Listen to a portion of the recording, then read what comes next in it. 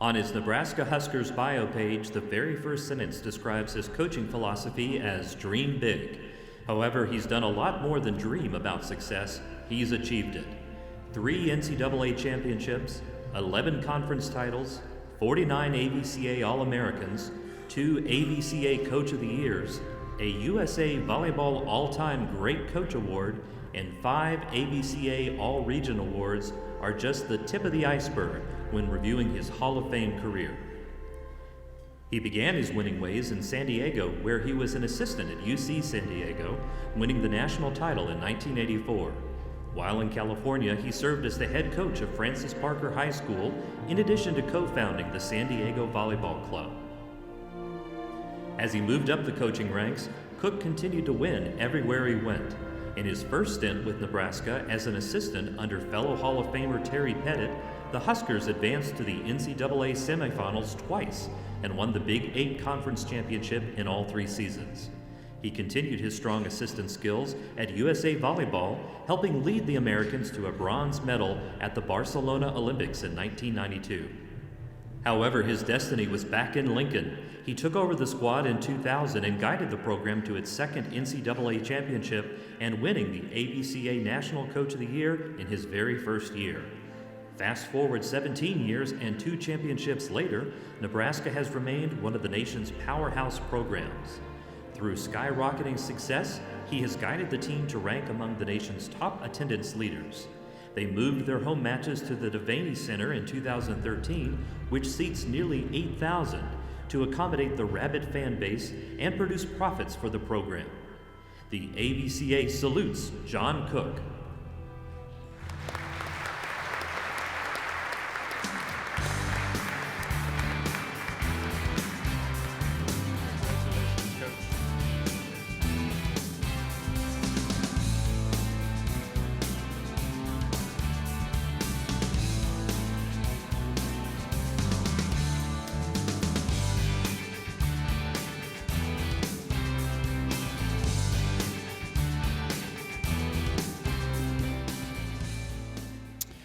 Well, thank you. This is pretty cool, and I want to congratulate Rosie. And Rosie, I don't know if you ever knew this, but when I first started coaching volleyball, I remember you playing in that old IVA with Duncan McFarland and those guys, and playing at the beach. And that was really one of my first introductions to volleyball, was watching these guys play growing up in San Diego.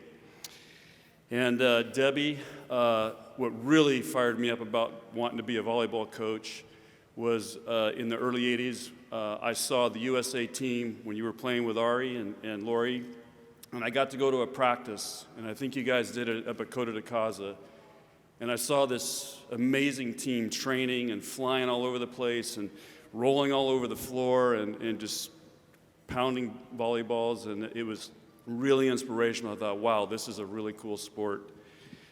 And I don't know if Cecile's here, but I have to admit, I do have a losing record in racquetball to Cecile, so don't ever take her on in racquetball. She's really good. And Cecile and I connected in the old Olympic festivals back in the 80s. It was a kind of a mini Olympic festivals that we had it was way before club volleyball got so big. So we had a great time then. Like I said, it's cool, but it's surreal for me to be up here because I started off being a football coach, and because of something called Title IX, to get my first teaching job, I coached and substitute taught for 3 years trying to get into a high school in San Diego, and then finally my first job offer was to teach geography at Francis Parker High School, and they said, we need you to coach girls volleyball, girls basketball, and girls softball. And I'm like, well, I'm a football coach. And they said, well, this is Title IX, and girls sports were just getting started in San Diego. So I needed a teaching job, and so I took it. And that's how I started coaching volleyball. And I would go watch USA. I would go to clinics, because the USA team was based in San Diego at the time. And I was just, again, at the right place at the right time. So I got 3 things I want to share with you. One is I want to thank my wife, and I'm glad this finally happened because it's tough to live with somebody else that's already in the Hall of Fame. She's in the San Diego State Hall of Fame, and she also played volleyball in the early 80s, and maybe that's one of the reasons that all this path for me started on volleyball, because I never played volleyball. So, Wendy, thank you for all your support. It's not easy being a coach's wife, and I hope she's proud of this day today. The second thing, I know there's a lot of young coaches in here, and I was trying to think of some wisdom to share. And the one thing I think I've figured out, there's a lot of things I have not figured out, but one thing I have is you surround yourself with great people. And I have lucked out hiring some amazing assistant coaches, and I was thinking about it today, all the great assistant coaches that I've got to work with through Wisconsin, USA, and at Nebraska. And I think I counted up 8 or 9 were coaching in the NCAA tournament. And so I just feel very lucky. They all made me better coaches. I was very blessed. They helped us be successful. And so my wisdom would be try to find and hire great talent and let them do their thing and help them let you be the best that you can be as well. The thing that I'm most proud of in coaching is not the wins and losses, and I know Debbie mentioned that as well, and it's not the stuff you think about.